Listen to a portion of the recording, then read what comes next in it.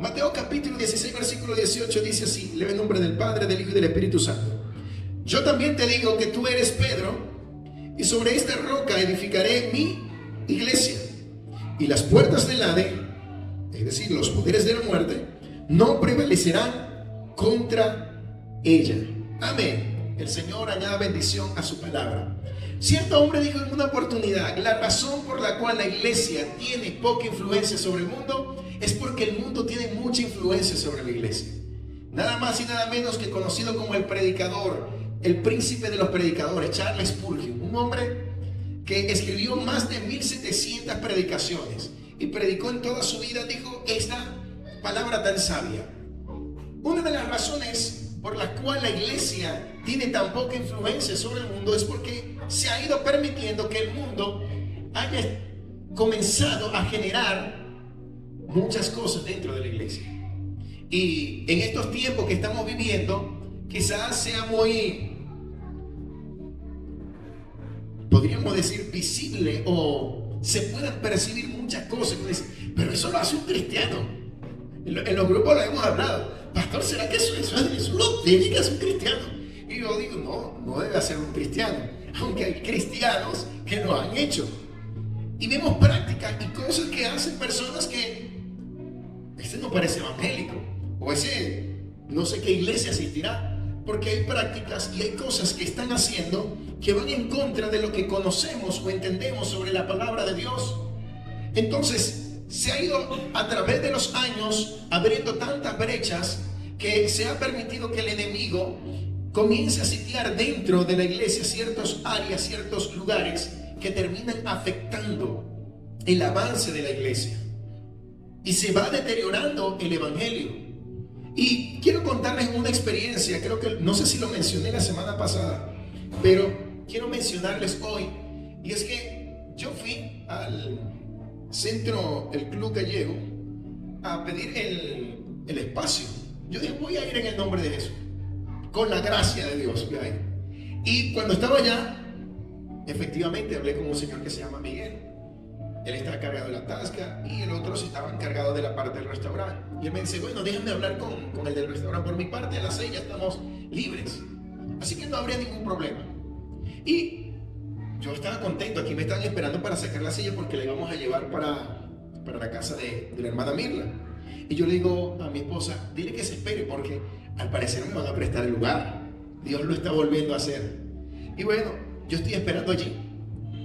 Y me dicen: no hay problema, lo que es la piscina y nosotros ya a las 6 estamos listos.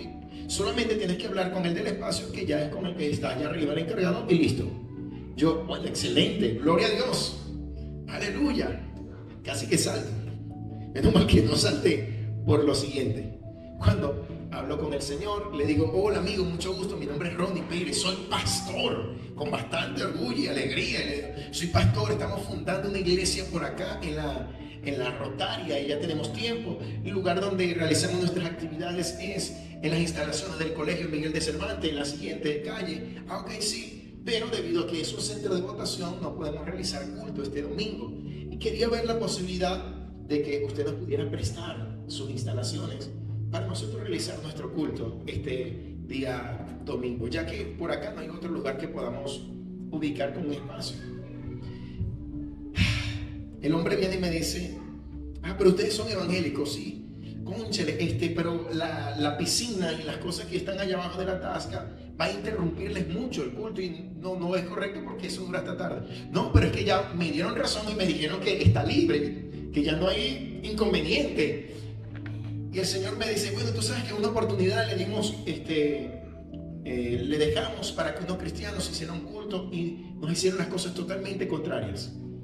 Nos engañaron, le dimos la oportunidad a otros para que hicieran una actividad benéfica que iban a hacer para alguien que iban a operar, y resulta ser que el fin no era para eso, sino para otras cosas. Cónchale amigo, me siento apenado. Realmente hay algunos, lamentablemente, que se aprovechan de la fe, de hablar así y esto, pero no, nosotros estamos haciendo un trabajo muy bonito en la comunidad. Mira, para que no me insista más, no te lo voy a prestar. Así yo, como que... hijo del diablo. Pero salí de ese lugar apenado y molesto, con ganas de grabar un video y exhortar a todos esos evangélicos que en vez de abrir puertas, las cierren. Que en vez de dejar el nombre de Cristo en alto, nos desprestigian delante de otros. Y es doloroso. Ahora, ¿puedo hacer algo yo al respecto? No puedo hacer mucho con esa gente, pero sí puedo hacer algo, formar a nuestra iglesia, para que nuestra iglesia sea una iglesia que deje las puertas abiertas para otros. Que lo que estamos haciendo en este tiempo asiente las bases para las próximas generaciones. Que las cosas buenas que estamos y haremos en este tiempo van a permitir que nuestros hijos, nuestros nietos, nuestros bisnietos puedan disfrutar de un buen evangelio gracias a que nos hemos esforzado de dejar el nombre de Cristo en alto. Que cuando alguien hable, vuelva a hablar y decir, no, ese es un cristiano, ¿cómo se te ocurre? Pero hoy ese cristiano, uy, cristiano no es gente, dice mi amigo por allí. La iglesia no es las paredes, la iglesia no es el sonido, la iglesia no es el micrófono, la iglesia no es la silla. La iglesia somos las personas que unidos en un propósito caminamos en pro de una visión, en pro de algo, en pro de alguien. Y ese alguien es Jesús, ese alguien es Dios, ese alguien es el Espíritu Santo. ¿Ok? Entonces eso nos hace ser iglesia. Además de esto, ser iglesia es mostrado a través de la Biblia como el cuerpo de Cristo. Es decir, que somos parte cada uno del cuerpo de Cristo, donde Cristo es la cabeza del cuerpo. Pero también se habla de que la iglesia es un ejército, donde cada uno de nosotros somos soldados y pertenecemos al ejército de Cristo, de Dios. Y Dios es conocido como Jehová Sabaoth, Jehová Dios de los ejércitos. Y nosotros somos ese ejército de Dios. Encontramos al apóstol Pablo que menciona y dice a mis hermanos que militan conmigo. Y dice la palabra de Dios, sufre pues penalidades como buen soldado de Jesucristo. Es decir, que la palabra de Dios me habla a mí que la iglesia va mucho más allá que ser un lugar de reunión. La palabra de Dios me dice que la iglesia es algo que va mucho más. La iglesia no es una organización, la iglesia es un organismo. Apúntate esa. La iglesia no es una organización. La iglesia es un organismo. Y si el organismo está saludable, todo va a crecer. Pero alguien enfermo, un niño enfermo con problemas de desnutrición, ¿va a poderse desarrollar bien? No. Pero una iglesia que está saludable, esa iglesia va a crecer por sí sola. Porque usted no se da cuenta cuando el niño está, wow, mira el tamaño, usted se perdió un mes y lo ve más grande, pero usted lo ve continuamente y no se da cuenta de eso. Pero si hay salud, ese niño va a crecer. Nuestra iglesia debe ser una iglesia saludable, donde Dios vaya dándonos los nutrientes, nos vaya llenando de su palabra y vamos a ir creciendo conforme al ritmo que Dios quiere y a la visión que Dios tiene para nosotros. Entonces eso nos va a fortalecer y seguiremos creciendo y desarrollándonos como iglesia. Es muy triste ver cómo muchas personas han desvirtuado y han dejado de comprender y entender lo que representa la iglesia. La iglesia de Cristo acá en la tierra representa algo muy importante. El plan de Dios, de Jesús al venir a la tierra, era establecer la iglesia. Era perdonarnos, salvarnos, pero establecer también su iglesia. De hecho, aparte de que Él comenzó, antes de comenzar a predicar sobre la buena nueva de salvación, lo que Él comenzó a hacer fue establecer su iglesia. Porque Él comenzó, luego que fue bautizado, a escoger sus discípulos, las personas sobre quien iba a traspasar un legado, iba a traspasar la visión de una iglesia. Es decir, que antes de comenzar a trabajar y a predicar sobre la salvación, Jesús mismo comenzó a establecer su iglesia. Porque Él entendía y sabía, y la gran estrategia de Él es que si Él establecía la iglesia, aun cuando Él se fuera, la iglesia iba a permanecer y el mensaje que Él traía sobre la tierra iba a permanecer. Y por eso encontramos en el libro de Hechos capítulo 9, si no me equivoco, cuando capítulo 11 o 12, cuando detienen a Jacobo y comienzan a detener también a Pedro, y comienzan, algunos lo tienen preso y comienzan a hablar y le dicen, si esto es de los hombres va a perecer, pero si esta obra viene de Dios va a permanecer. hablando que al igual que otros grandes líderes de aquel entonces que se habían levantado intentando hacer algo, sus planes y sus proyectos decayeron cuando ellos murieron. De igual manera iba a ocurrir con esto si no era de Dios. Pero resulta ser que ellos quedaron expuestos, quedaron en evidencia, y fue notorio, y es notorio hasta el día de hoy, que lo que Jesús hizo en esta tierra era directamente del sueño de nuestro Padre Celestial: establecer la iglesia de Jesucristo. Por eso es que el plan perfecto de Dios radica en la iglesia. Por eso es que Jesús, cuando venga a buscar a su pueblo, ¿a cuál pueblo va a venir a buscar Jesús? A su iglesia. Lo que Él estableció, bajo los fundamentos que Él estableció. Y hay algo que Jesús, en su conocimiento de que Él sabía lo que estaba formando y estableciendo, Él dijo algo: es necesario, Dios, que ellos sean unos como tú y yo somos uno. Y una de las principales tareas que tiene la iglesia de Cristo en esta tierra es caminar en la unidad. Y usted sabe qué es lo que ha estado pasando a lo largo de la historia: que el enemigo se ha dado la tarea de que la iglesia de Cristo, por muchas circunstancias, camine en desunión. Y encontramos a lo largo de la historia de la iglesia cuántas divisiones y subdivisiones de divisiones, cuántas ramificaciones hay, porque el enemigo se ha dado la tarea de traer desunión. Encontramos que la misma iglesia ya establecida local, encontramos personas que en su pensamiento dentro de la iglesia piensan de un modo, y como mi otro hermano no piensa igual que yo, no comparto con él. ¿Usted puede creer eso? ¿Cómo hay iglesias donde hermanos no se hablan? Yo digo, ¿qué cosa es esta? Ese es un evangélico. Usted dice, bueno, la verdad que estoy dudándolo. No se hablan. No, porque él es el de la familia aquella familia me cae mal. Ay, santo. No sé si esto es fuerte lo que les estoy hablando yo a ustedes hoy. Quizás para ustedes no, porque estamos comenzando. Y que de hecho precisamente por eso lo estoy haciendo, porque quiero que tengamos eso desde ahorita. Pero los que van a ver este video, agárrense. ¿Cómo es posible que dentro del mismo cuerpo de Cristo, como yo tengo una visión diferente, no te acompaño, no estoy contigo? Como yo tengo un pensamiento totalmente distinto o una forma de proceder diferente, entonces hay desunión. Mi pregunta, ¿estará contento Jesús con ver a su iglesia asomarse y ver que sus hermanos, sus hijos, sus discípulos no se hablan, tienen problemas, hay discusión? Mi pregunta, ¿cómo se siente usted cuando sus hijos están peleados en casa? Habla Jehová, que tu siervo escucha. Que tu siervo escuche, así. Es horrible. Lo que pasa es que como esto casi no se habla, no se ve, porque es que es muy feo. Pero esa es la razón por la cual existe. Porque no se habla. Porque estas cosas se deben exhortar. Estas cosas se deben señalar y se deben juzgar. Y usted dirá, pastor, pero es que nosotros no somos quien para juzgar. Es verdad, no somos quien para juzgar, pero la palabra de Dios me da potestad a mí de juzgar a través de ella.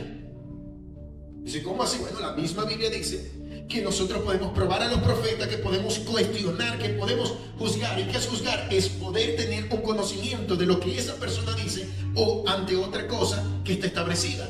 Y yo puedo discernir. Entonces la palabra de Dios me va a decir y va a quedar expuesto a aquellos que están haciendo lo incorrecto. Entonces, si hay alguien que está procediendo en la iglesia de Cristo de una manera incorrecta, la palabra de Dios me da la potestad de decir, hey, eso que estás diciendo y estás haciendo está mal. Atenta con el propósito y el plan de Dios sobre la iglesia. Entonces necesitamos que nuestra iglesia, nuestra congregación, que la iglesia de Cristo camine en la unidad. ¿Cuántos pastores estamos en este tiempo haciendo eventos, actividades, mesas para que los pastores se sienten, y algunos hay problemas y conflictos?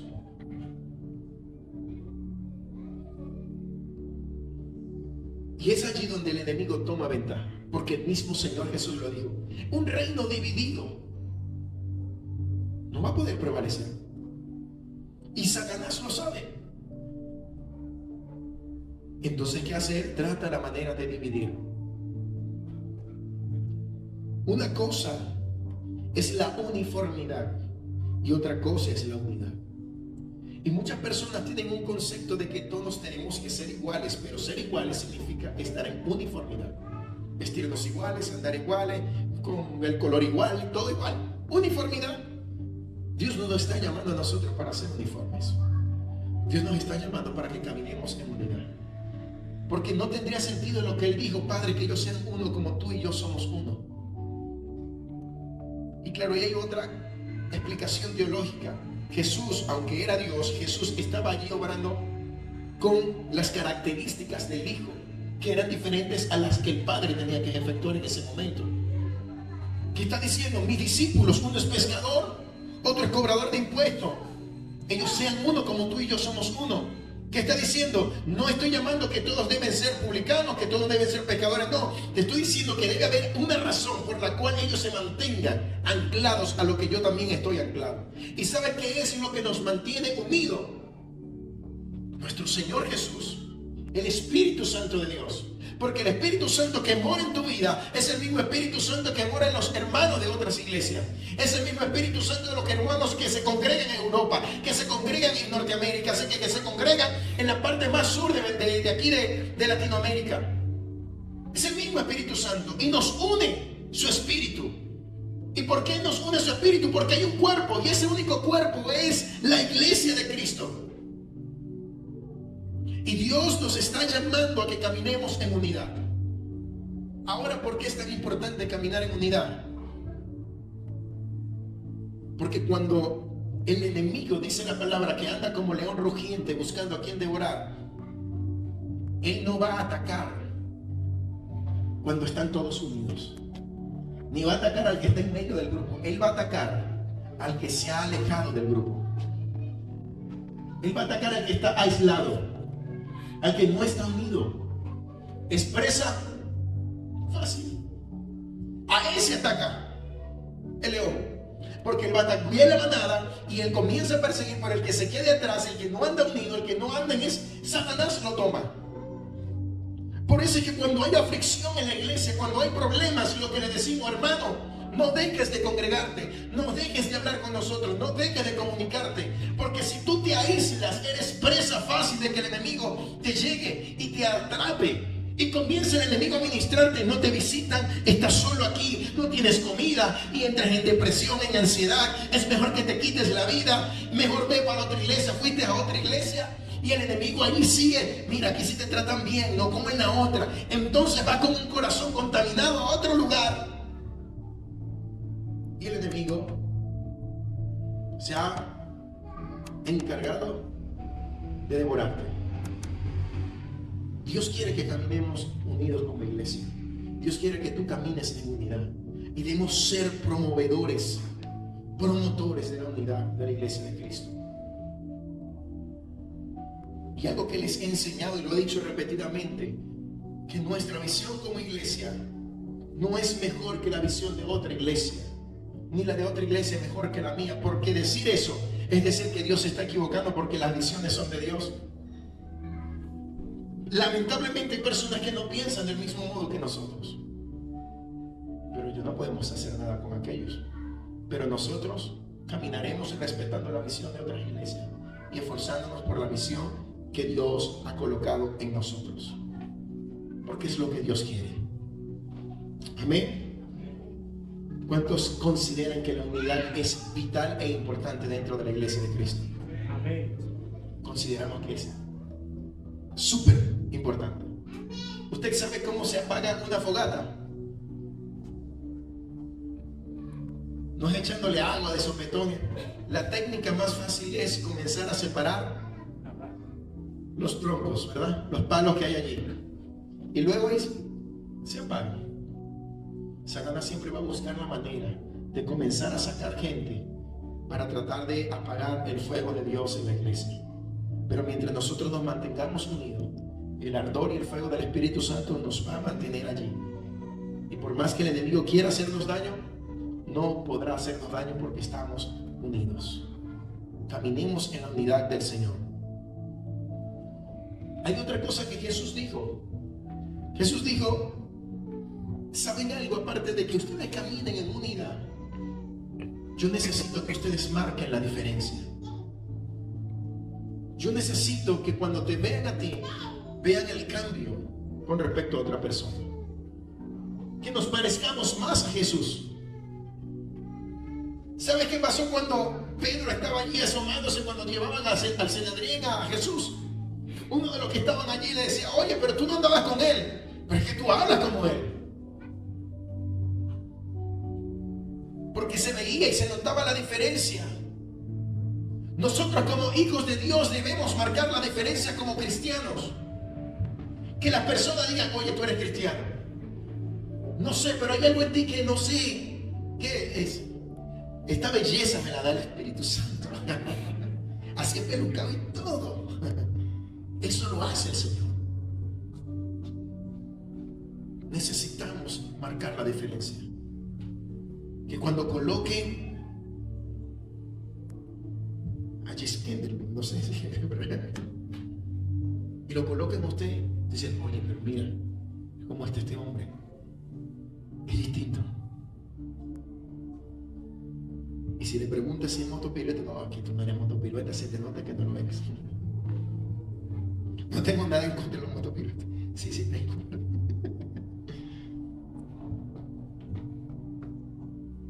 Qué bonito es cuando las personas reconocen que hay algo distinto en ti.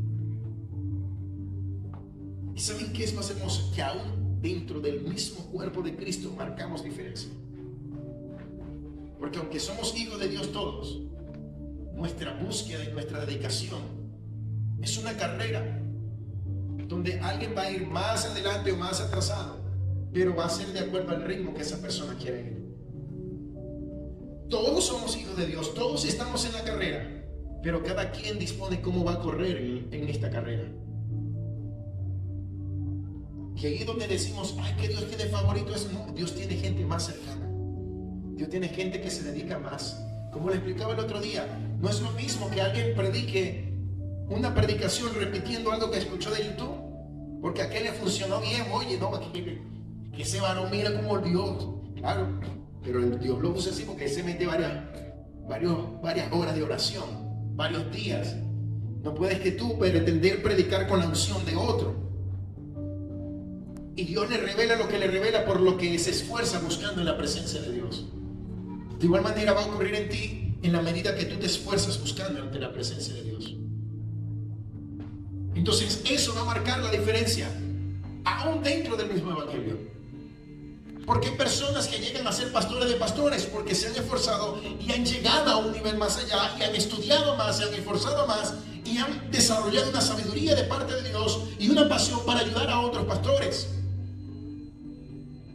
Pero es de acuerdo a ese enfoque y esa determinación que podemos llegar a tener al momento de nosotros crecer como hijos de Dios.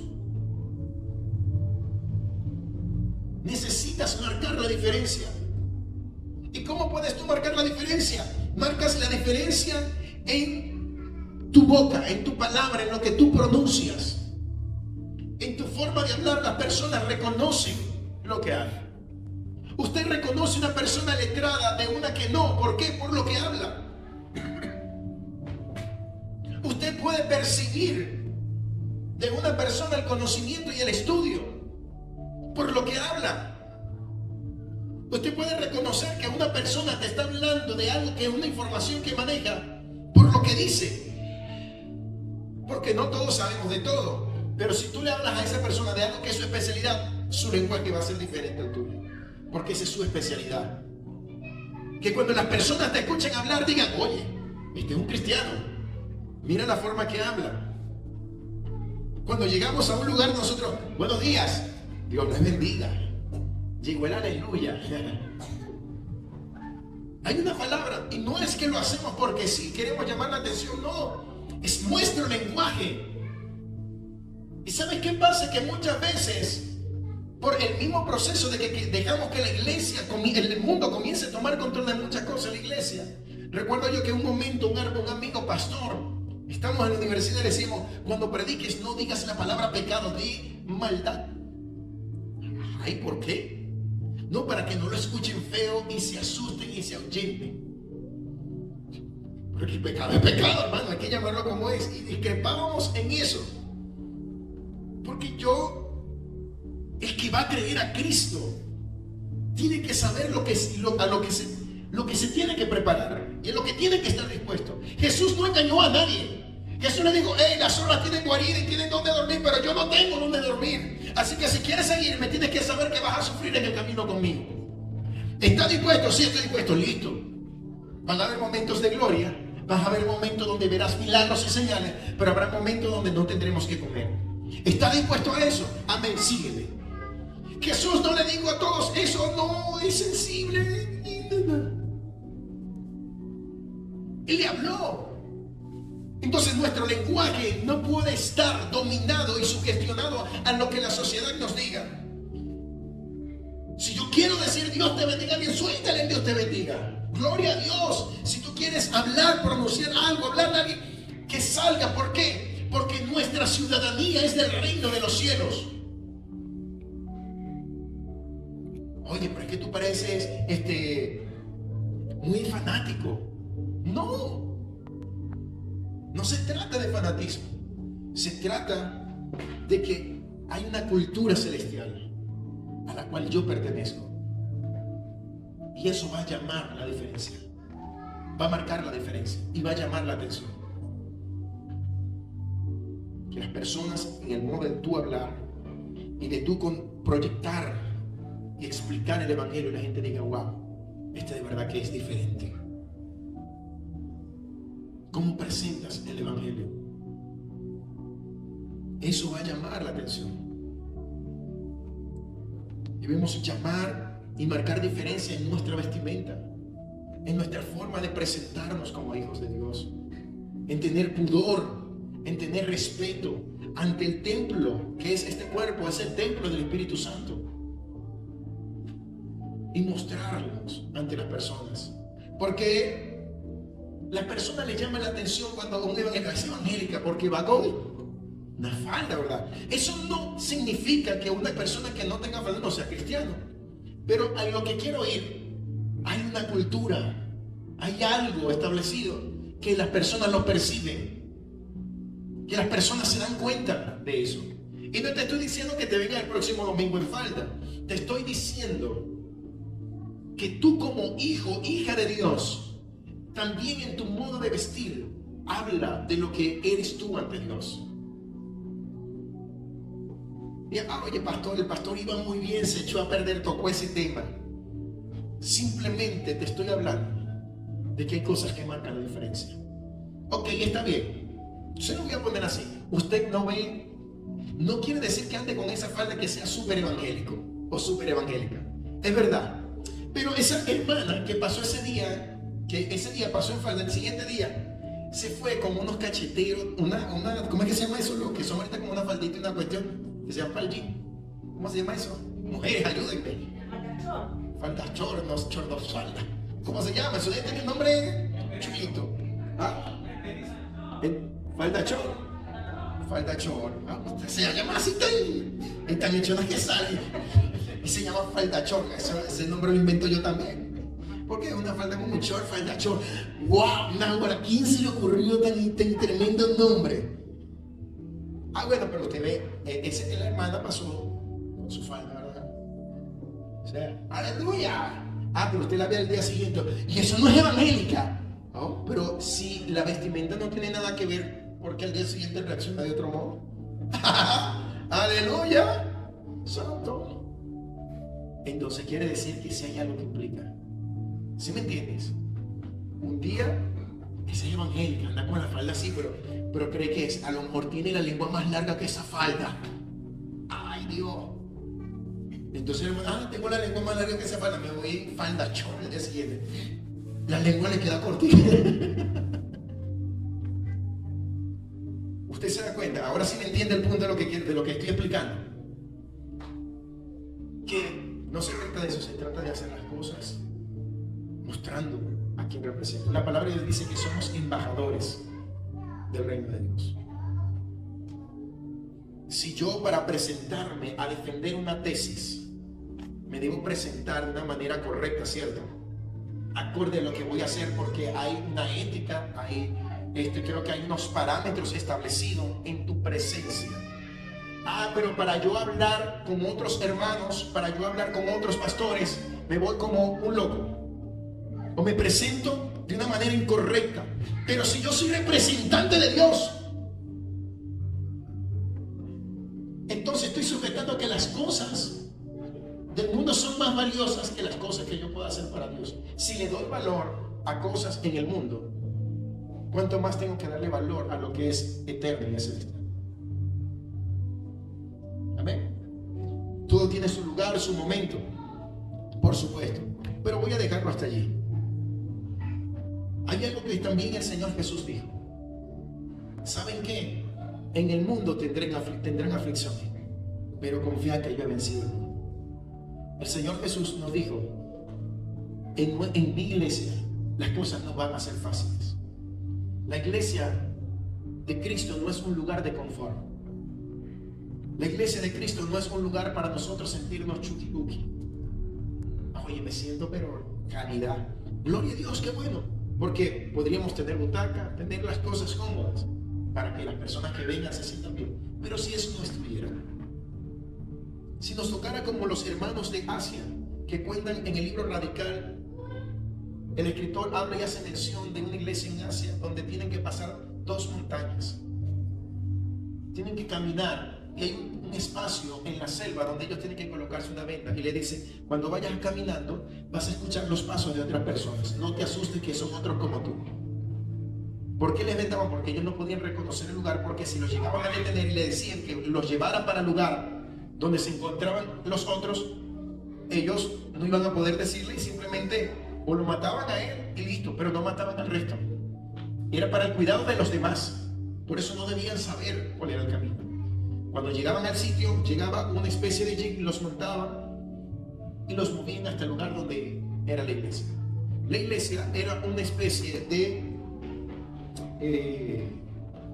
choza pequeña, y este autor iba con ellos, hizo todo ese procedimiento. Y cuando estaba allí, estaban todos arrodillados, y por un momento él dice que él comenzó a darnos una enseñanza sobre el libro de Génesis, porque no había quienes enseñaran la palabra de Dios. Él era un doctor de las escrituras y le estaba enseñando, y se derramó una presencia tan bonita que dice que en uno de los capítulos del libro dice que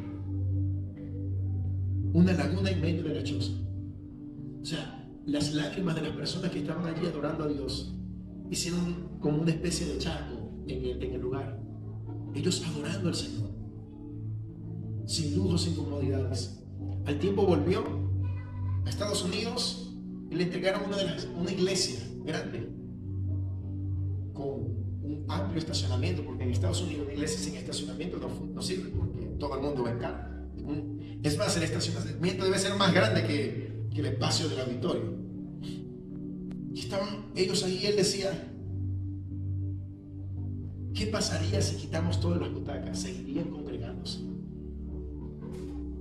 Porque a veces nos adaptamos a que todo tiene que ser un confort en la iglesia. Pero en la iglesia de Cristo a veces nos va a tocar sufrir.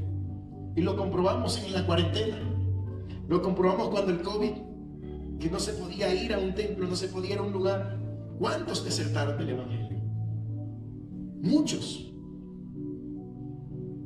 Nos va a tocar entender que llegará un momento donde no podremos congregarnos con la iglesia por causa de la persecución. Entonces debemos estar preparados y saber que la iglesia soy yo. que la iglesia es de Cristo y que yo pertenezco a Él. Y que donde yo llegue está la iglesia de Cristo. Yo le invito a ponerse de pie.